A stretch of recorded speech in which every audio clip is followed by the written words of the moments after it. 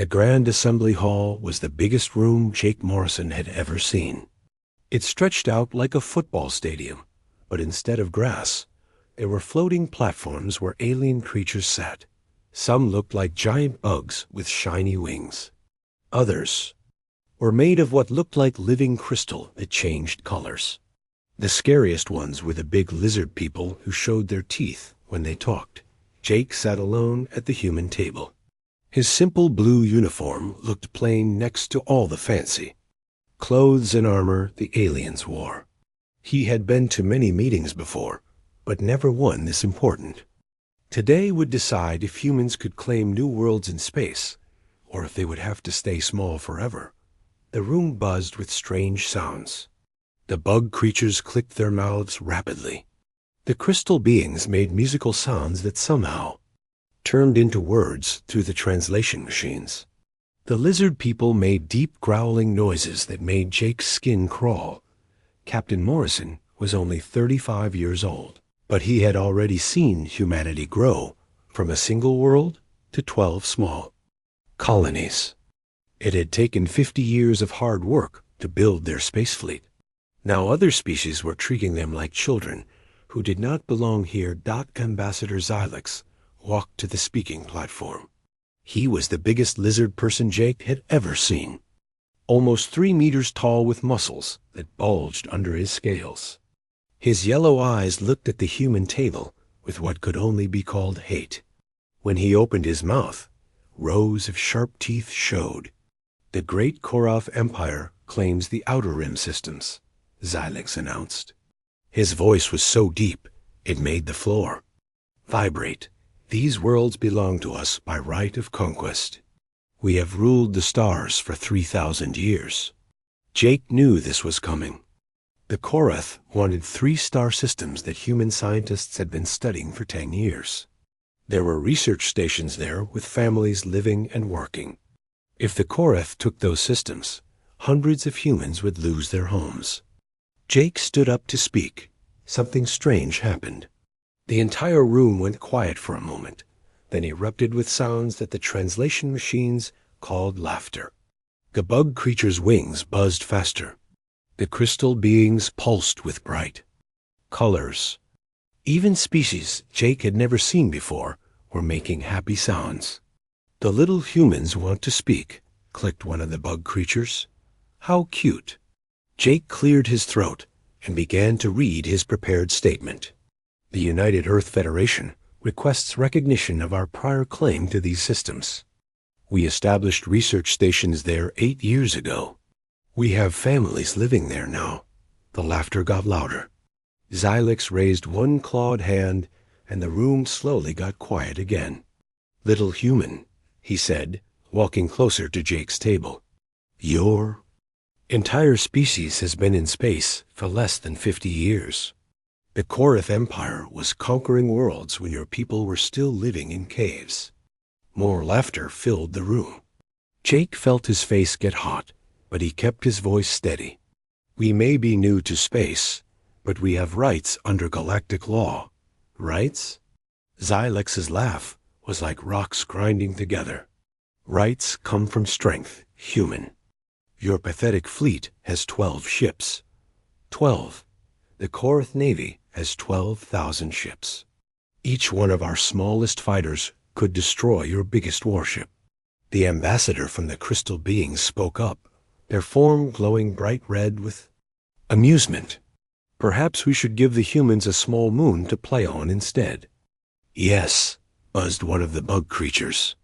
"Something safe where they cannot hurt themselves." Jake's hands formed fists, but he forced himself to stay calm. He had trained for this moment.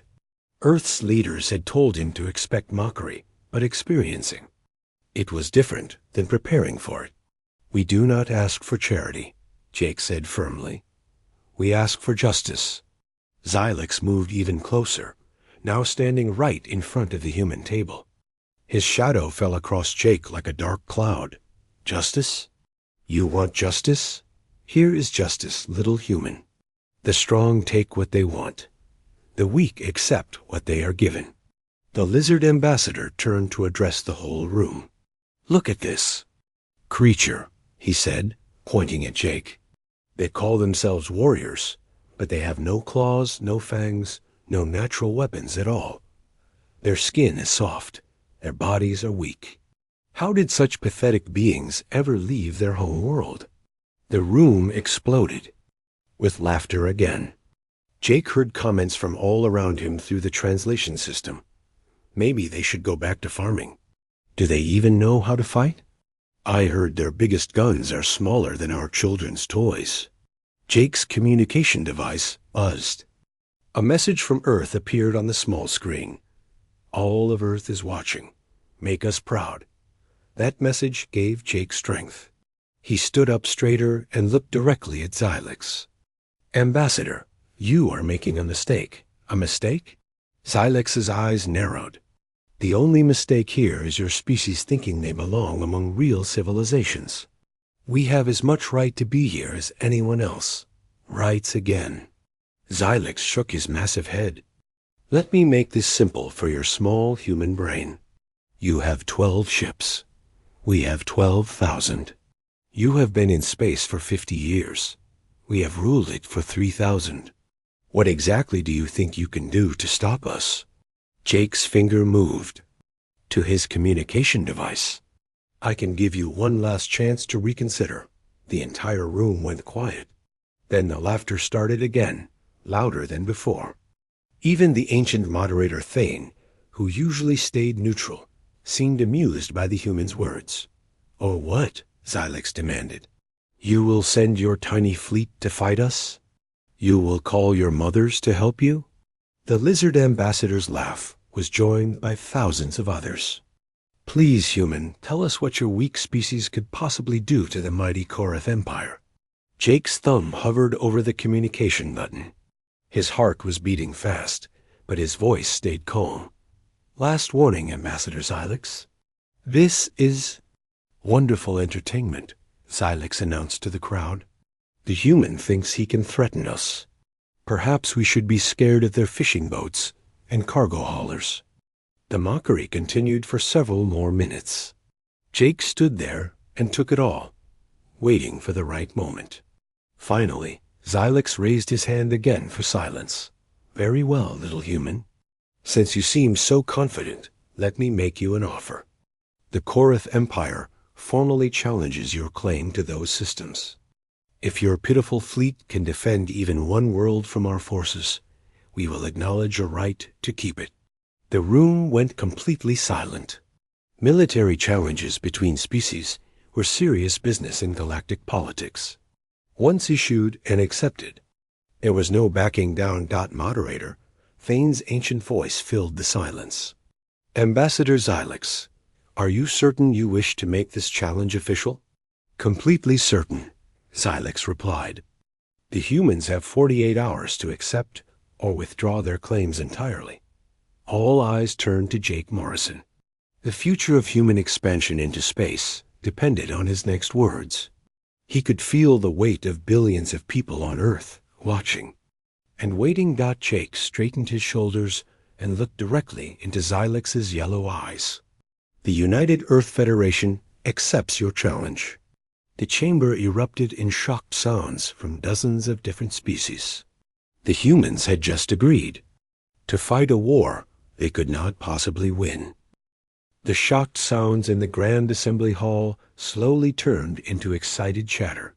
Representatives from dozens of alien species began talking quickly among themselves. The bug creatures clicked their mouths so fast it sounded like rain on metal. The crystal beings pulsed with colors that meant surprise and disbelief. Jake Morrison stood at the human table, feeling very alone. He had just committed his entire species to a war they probably could not win.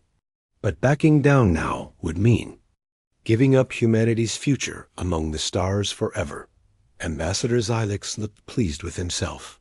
His reptilian lips pulled back in what might have been a smile, showing rows of sharp teeth. "Excellent," he growled. "I was hoping you would be foolish enough to accept." The Korath ambassador turned to address the entire chamber. "Let this be a lesson to all young species. There is a price for challenging your betters. On Earth, in the United Earth Federation headquarters in Geneva, Lieutenant Amy Carter watched the proceedings through the quantum communication link. Her hands were shaking as she typed urgent messages to military commanders around the world. The woman sitting next to her looked sick. "Amy, what have we done?" whispered Colonel Sandra Price. "We just declared war on the strongest military force in the galaxy." Amy kept typing, sending coded messages to secret facilities that most people did not know existed. "We did what we had to do, Sandra. If we backed down now, humanity would never be taken seriously." Back in the assembly hall, other alien representatives began joining the mockery. The bird-like Skyrose delegation made screeching sounds that translated as laughter. Their feathers puffed up with excitement at the thought of watching the humans get destroyed. "This will be entertaining," screeched the Skyrose ambassador. "How long do you think the human fleet will last? 5 minutes? 10? The aquatic Nereid representatives bubbled in their water tanks. Their translator turned the bubbles into words. "Perhaps we should start a betting pool. I say the human ships will surrender before the first shot is fired." More laughter filled the chamber. Jake felt anger building in his chest, but he kept his face calm. These aliens had no idea what humanity was capable of when pushed too far. Silex raised his clawed hand for attention. "Since you accepted so quickly, human, let me explain what you have agreed to. The Korath Empire will send our third battle fleet to the Kepler 442 system. That is 40 ships, including 5 heavy battleships." The lizard ambassador paused to let that sink in. "Your entire fleet has 12 ships, and the biggest one is smaller than our escort vessels. This will not be a battle. It will be an execution." Jake's communication device buzzed with another message from Earth. Admiral Lisa Bennett's face appeared on the small screen, but she looked strangely calm for someone whose fleet was about to face impossible odds. "Jake," the Admiral's voice was quiet but firm. "Earth Command has received your report. Continue with the mission as planned." The message confused Jake. There was no plan that he knew of. How could Earth Command be so calm about sending 12 ships against 40? Moderator Thane's ancient voice cut through the noise in the chamber. "The terms of the challenge are now set. The Korath Empire will attack the human positions in the Kepler 442 system within 7 standard days. If humanity can defend any of their installations, they keep their territorial claims. And if they cannot, ask the Crystal Being Ambassador. Then humanity withdraws all claims to Outer Rim territory and accepts restricted status for the next 100 years. Thane replied, "Restricted status meant humanity would not be allowed to colonize new worlds or expand their fleet. They would be trapped in their small corner of space forever, dependent on other species for resources and trade." Silex was enjoying himself now. He walked around Jake's table like a predator circling prey. "Tell me, human, does your species have any actual warriors? Or are your ship crews all scientists and engineers?" "We have soldiers," Jake replied steadily.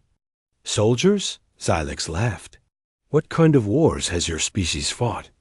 Battles over farming land? Disputes about water rights?" The alien's voice dripped with contempt. "The Korath have conquered 300 worlds. We have fought wars that lasted centuries. Our warriors are bred for battle." The chamber erupted in approving sounds from various species. Jake could see that even the normally neutral moderator species were looking amused by humanity's situation. A new voice joined the sea. Conversation. Admiral Vorthik of the Zephyrian Fleet spoke from his platform, his insect-like mandibles clicking. "Perhaps the humans do not understand what real space combat involves. It is not like their primitive ground wars." "Exactly," Silex agreed. "Space battle requires advanced tactics, powerful weapons, and experienced crews. The humans have been in space for 50 years. The Korath Navy has 3,000 years of combat experience. Jake's device buzzed again. This time the message was just 2 words. Trust us. The simple message from Earth gave Jake a strange feeling of confidence. There was something his superiors were not telling him, something important. But he had to trust that they knew what they were doing. Ambassador Xylix, Jake said loudly enough for the whole chamber to hear.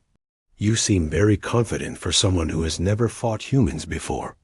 The laughter in the room faded slightly. Xylix's yellow eyes narrowed. What is that supposed to mean? It means you are making assumptions about us based on limited information. That can be dangerous in war. Dangerous? Xylix's laugh was harsh.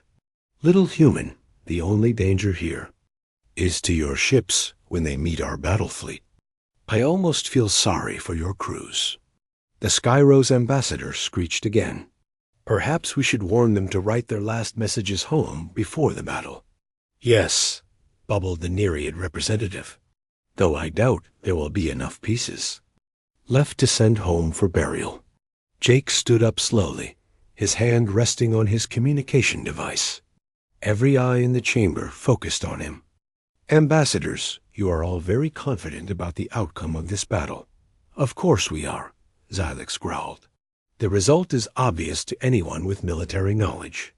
Then you will not mind making the stakes higher, Jake said calmly. Surprised. Silence fell over the chamber. Even Moderator Thane leaned forward with interest. What are you suggesting? Thane asked. Jake looked directly at Xylix. If the Korath Empire wins, humanity accepts restricted status for 200 years instead of 100. Gasps and surprised sounds came from around the chamber. Jake was doubling the penalty for losing. And if humanity somehow wins? Xylix asked, though his tone suggested he thought it was impossible. Then the Korath Empire acknowledges human military capability and never challenges our territorial claims again. The chamber fell completely silent.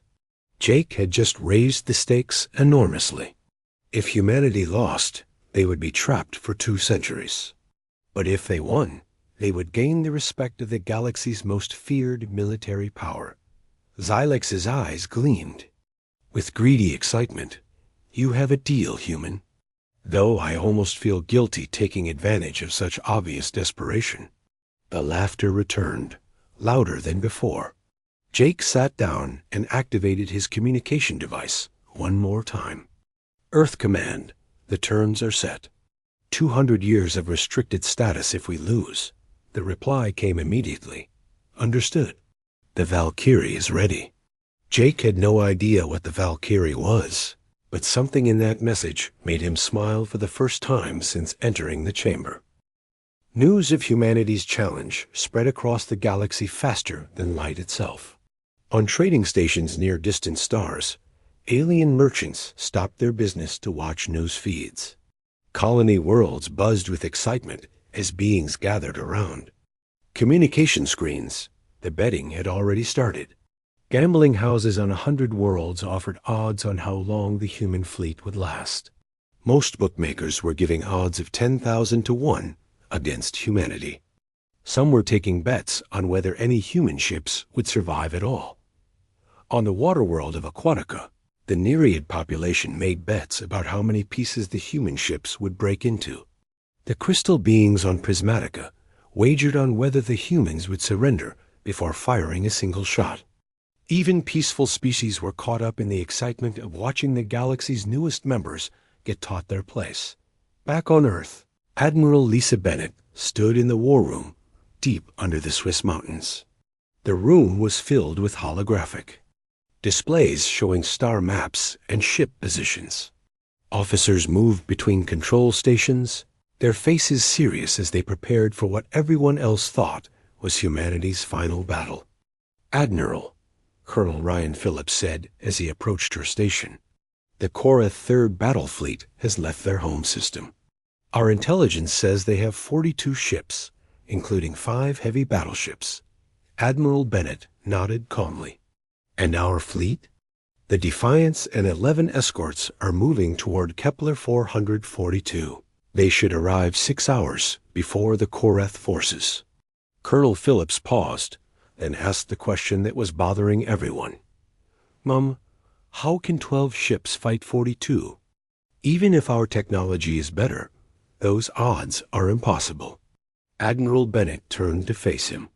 Ryan, you are forgetting about Project Shadowhawk. The room fell silent. Every officer within hearing distance stopped what they were doing. Project Shadowhawk was the most secret program in human history. Only 20 people on Earth knew it existed, and half of them were in this room. Shadowhawk is ready? Phillips asked quietly. She completed her final tests last week. The U's Valkyrie has been waiting in deep space for exactly this situation. Lieutenant Amy Carter, who had returned from the council station, leaned forward at her communication console. Admiral, what exactly is the Valkyrie capable of? Admiral. Bennett activated a new holographic display, but the image was blocked by security filters. Only a basic ship outline appeared. The Valkyrie represents 5 years of work by our best scientists and engineers. She uses technology that no other species has discovered yet. Meanwhile, in the Koreth home system, Fleet Admiral Gorthic was having a very different conversation. The massive reptilian stood on the bridge of his flagship, the battleship Worldbreaker. Around him, his officers prepared for what they all considered a simple extermination mission. Admiral, his intelligence officer reported, our spies confirmed that the human fleet has only 12 ships. Their largest vessel is less than half the size of our smallest battleship. Gorthic's laugh rumbled through the bridge. 12 ships. Against 42. This will not even qualify as a proper battle. More like target practice. His second-in-command, Admiral Vex, looked at the tactical displays. Sir, should we perhaps send fewer ships? This seems like overkill. Overkill? Gorthic's yellow eyes gleamed. Vex, this is not about military necessity. This is about sending a message to the entire galaxy.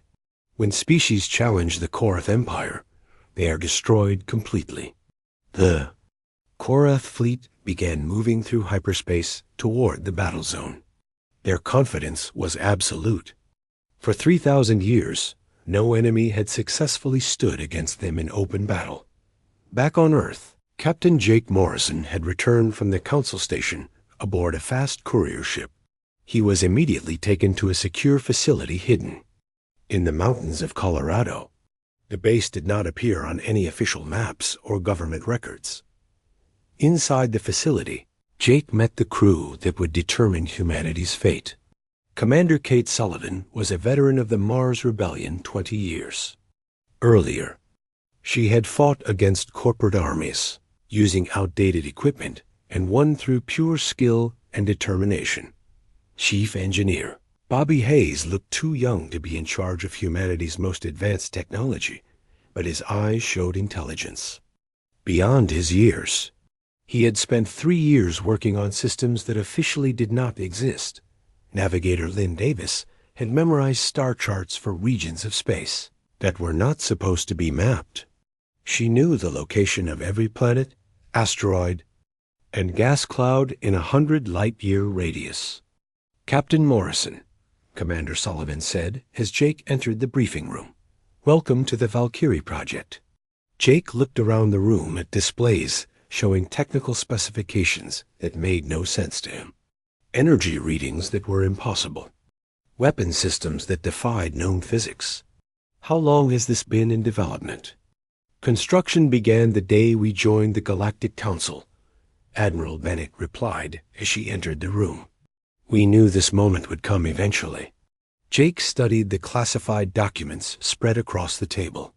These energy outputs, these weapon specifications, they cannot be real. They are very real, Bobby Hayes said quietly, and they represent technology that is decades ahead of anything else in the galaxy. Commander Sullivan activated a 3-dimensional display showing A ship unlike anything Jake had ever seen. The Valkyrie was sleek and predatory, her hull seeming to absorb light rather than reflect it. "She has been waiting in the void between star systems," Sullivan explained, "completely invisible to all known sensor technology." Jake shook his head in amazement. How did we develop technology this advanced without anyone knowing? "Humanity has always been good at hiding things when necessary," Admiral Bennett replied. "While other species were fighting wars and conquering territories, we were learning and building." The briefing continued for 2 hours. Jake learned about weapon systems that could destroy ships by reorganizing their atomic structure, defense shields that operated in dimensions other species had not discovered, propulsion technology that allowed near-instantaneous travel across vast distances. "The Korath think they are fighting our visible fleet," Commander Sullivan said as the briefing ended. "They have no idea what is really waiting for them." Meanwhile, across the galaxy, the betting odds were getting even worse for humanity. On the trading station Nexus Prime, a Zephyrian bookie was offering odds of 50,000 to 1 against the humans. "Any takers?" The insect-like alien clicked to the crowd gathered around his booth. "Surely someone wants to bet on the brave little." "Humans?" The crowd buzzed with laughter, a crystal being pulsed with amused colors. "I will bet 1 credit on humanity, just for the entertainment value." Similar scenes played out on hundreds of worlds. The upcoming battle had become the galaxy's biggest entertainment event in decades. Most beings saw it as a chance to watch. Arrogant newcomers get put in their place, but on a few worlds, older and wiser beings were not so sure. On the ancient world of Kronos, Moderator Thane sat in his private chambers reading intelligence reports about humanity. Something about their calm acceptance of impossible odds troubled him. "Species do not usually accept certain death so readily," he muttered to himself, "unless they know something others do not." The Korath fleet continued its journey toward Kepler 442, their confidence unshaken. Admiral Gorthic spent his time planning victory celebrations and deciding which human colonies to attack next. He had no idea that in the cold darkness between stars, something was already moving to intercept his fleet. The U's Valkyrie cut through space like a shadow, invisible to sensors and carrying enough firepower to change the balance of galactic power forever. The stage was set for a battle that would reshape the galaxy's understanding of human capabilities. In 72 hours, everyone would learn that humanity's greatest strength was not their courage or determination, but their ability to prepare for war while hoping for peace. The Korath fleet arrived at the Kepler 442 system like a storm of metal and fury. 42 warships dropped out of hyperspace in perfect formation, their hulls gleaming under the light of the distant star. Each ship was a masterpiece of military engineering, built for conquest and destruction. Fleet Admiral Gorthic stood on the bridge of the World Breaker, his massive frame casting shadows across the control stations. Through the main viewing window, he could see his fleet spreading out in attack formation. 5 heavy battleships led the advance, followed by cruisers and destroyers that could each match humanity's strongest vessel. "Scan the entire system," Gorthic ordered his sensor officer. "I want to know where the pathetic human fleet is hiding." The young Korath officer, Thylex, ran his clawed hands over the sensor controls. "Sir, I am detecting 12 human ships near the asteroid belt. They appear to be in defensive formation around the second planet." Gorthic's laugh was like grinding stone. "Only 12 ships, just as our intelligence predicted. This will be even easier than I thought." The human fleet waited in the shadow of Kepler 442b, a blue-green world where human scientists had been working for 8 years. Captain Jake Morrison stood on the bridge of the UESIS, watching 42 enemy contacts appear on his tactical display. The odds were worse than he had imagined. Each Korath battleship was 3 times the size of his flagship, Their cruisers were bigger than anything in the human fleet.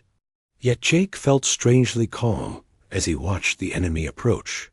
"Sir," Communications Officer Danny Torres said from his station, "Incoming transmission from the Korath fleet." "Put it on the main screen." Fleet Admiral Gorthic's reptilian face filled the display, his yellow eyes gleaming with anticipation. Behind him, Jake could see the bridge of the massive world breaker, with dozens of Korath officers preparing for battle. "Captain Morrison," Gorthic's deep voice rumbled through the speakers. "I must admit, I am surprised to see you chose to fight, rather than run home to your mother world." Jake kept his voice steady. "Admiral Gorthic, you still have time to withdraw your fleet and avoid unnecessary bloodshed." The Korath Admiral's laughter boomed across space. "You face 42 warships with your handful of toys, and you offer me terms? Your species' arrogance will make this even more enjoyable. I am giving you one final warning, Admiral. Leave this system now, or what?" Gorthic leaned forward, his massive form filling more of the screen. "You will throw your little ships at my fleet in some glorious but pointless charge? Very well, human. Let me show you the price of challenging the Korath Empire." The transmission ended with a harsh click. Gorthic turned to his weapons officer. "All ships, advance to firing range.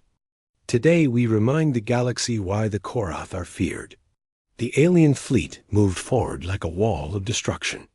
Their formation was perfect, with heavy battleships providing cover for smaller vessels. Plasma cannons charged with deadly energy. Torpedo tubes loaded with weapons that could crack moon-sized asteroids. On the bridge of the Defiance, Jake turned to his communications officer. "Danny, send the activation code." "Code transmitted, sir." Far away in the emptiness between star systems, something that should not exist received the signal. The U's Valkyrie had been waiting in the cold darkness, her revolutionary systems keeping her invisible to every sensor in the galaxy. Commander Kate Sullivan stood on the Valkyrie's bridge, surrounded by displays showing weapon systems that existed nowhere else in known space. Activation code received and confirmed. Beginning approach to target. The Valkyrie engaged her quantum drive, a propulsion system that worked by folding space itself. In seconds, she appeared at the edge of the Kepler 442 system, still completely hidden from enemy sensors. Back at the main battle, the Korath fleet closed to weapon range.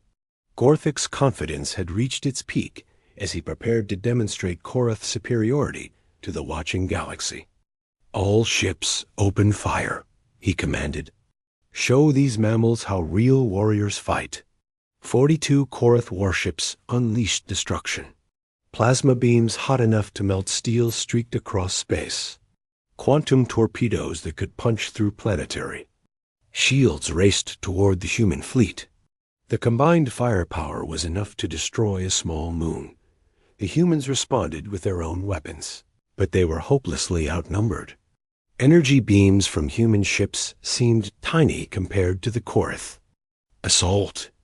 Their missiles looked like toys next to the massive alien torpedoes. The UES Defiance shook under enemy fire as her shields flickered and sparked. Around her, the smaller human ships struggled to maintain formation against the overwhelming attack. "Shield generators down to 40%, reported the Defiance's tactical officer, Lieutenant Carl Murphy. Jake gripped his command chair as another enemy salvo rocked the ship. Through the viewing window, he could see one of his destroyers taking heavy damage. "All ships, evasive pattern Beta. Give them everything we have." But even as the human fleet fought bravely, it was clear they could not win through normal means. The Korath ships were larger, more heavily armed, and vastly more numerous. One by one, human vessels began to fall back under the relentless assault. On the Worldbreaker, Admiral Gorthic watched the battle with satisfaction. "Look how they run," he said to his officers. "The mighty human fleet cannot even damage our smallest escort." His sensor officer Thylex nodded eagerly. Sir, their shields are failing. 2 of their ships have lost main power. Excellent. Prepare for the final assault. I want to end this quickly so the galaxy can see how easily we dealt with human arrogance. But, just as Gorthic raised his hand to give the killing order, Thylex's voice cut through the bridge chatter. Sir, I am detecting a massive energy signature. Something is decloaking directly behind our formation. Gorthic spun around to stare at his sensor displays. What? That is impossible. Our sensors would have detected any ship approaching. Sir, the energy readings are unlike anything in our databases. Whatever it is huge. The space behind the Korath fleet began to shimmer like heat waves rising from hot pavement. Reality seemed to bend and twist as something enormous forced its way back into normal space. Then the U's Valkyrie decloaked. She was unlike anything the galaxy had ever seen. 1 kilometer long and shaped like a predator's claw, her hull seemed to drink in light rather than reflect it. Energy patterns danced along her surface in ways that hurt to look at directly. On the bridge of the World Breaker, every Korath officer stared in shocked silence. Their instruments were going crazy, unable to properly scan the alien vessel that had appeared behind them. What is that thing?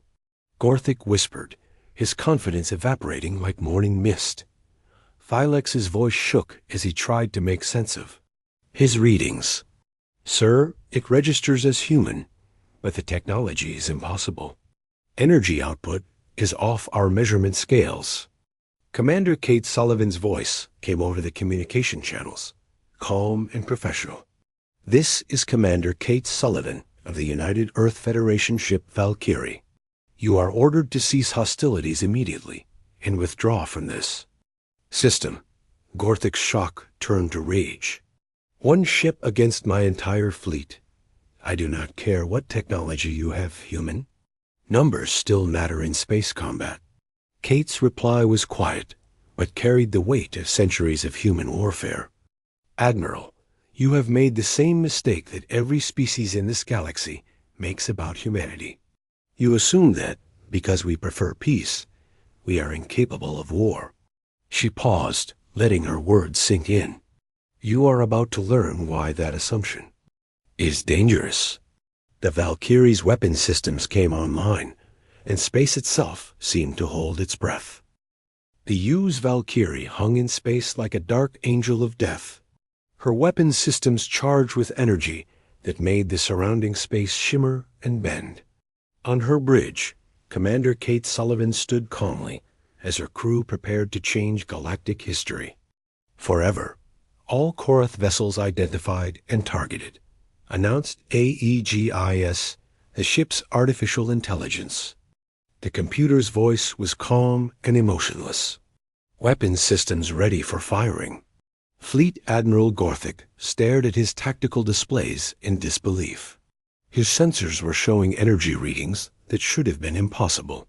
The human ship was generating more power than some small stars. All ships, concentrate fire on that vessel, Gorthic roared. Destroy it now. 20 Korath warships turned their weapons toward the Valkyrie. Plasma cannons that could melt through planetary shields fired at maximum power. Quantum torpedoes designed to crack moons streaked through space toward the dark human ship. Alien weapons struck the Valkyrie and simply disappeared. The energy beams vanished as if they had never existed. The torpedoes touched the ship's hull and were absorbed without even a flash of light. Impossible, whispered Gorthic's sensor officer. Our weapons are having no effect at all. Kate Sullivan's voice came over the communication channels, still calm and professional. Admiral Gorthic, your weapons cannot harm this vessel. I suggest you reconsider your position. Never. Gorthic's rage made his voice shake. All ships. Full assault. Everything we have. The entire Korath fleet opened fire at once.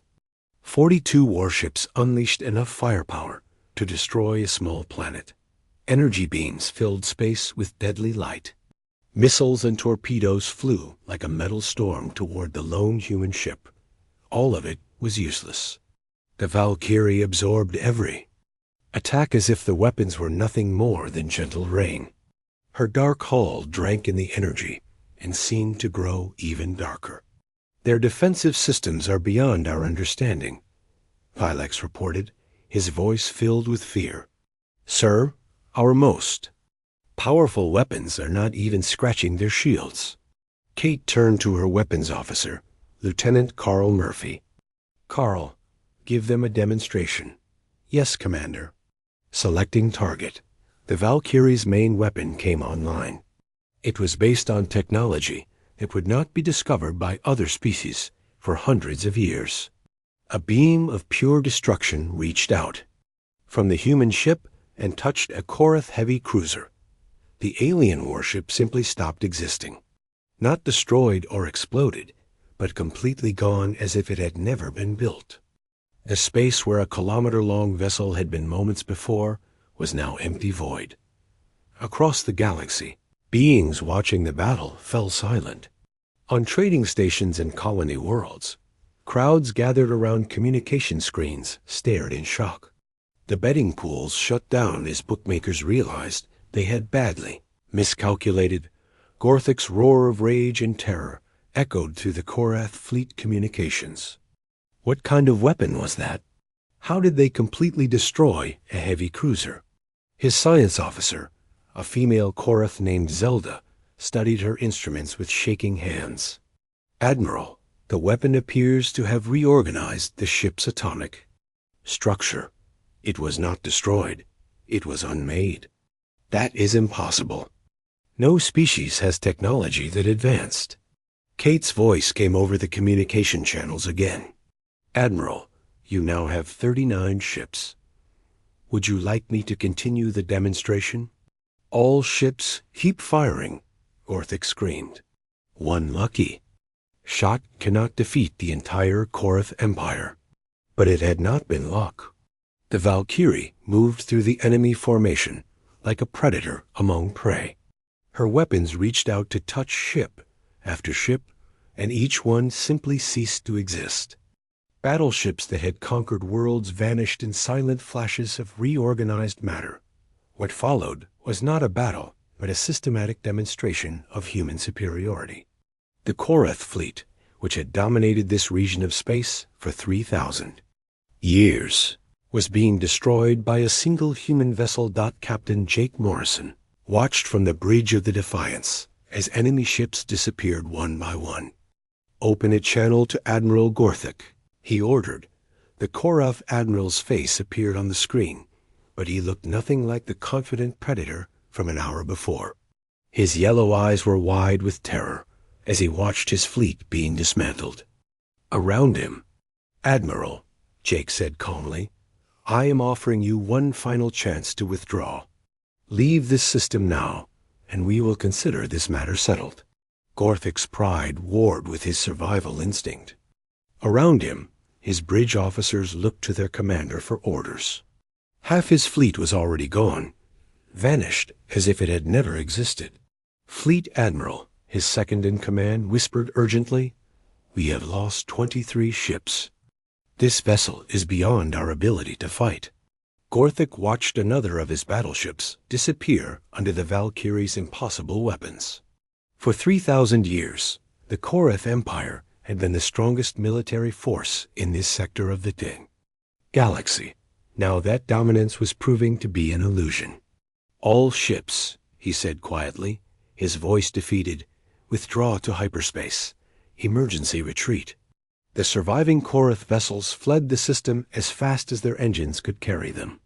Ships that had arrived full of confidence now ran in terror from a single human warship.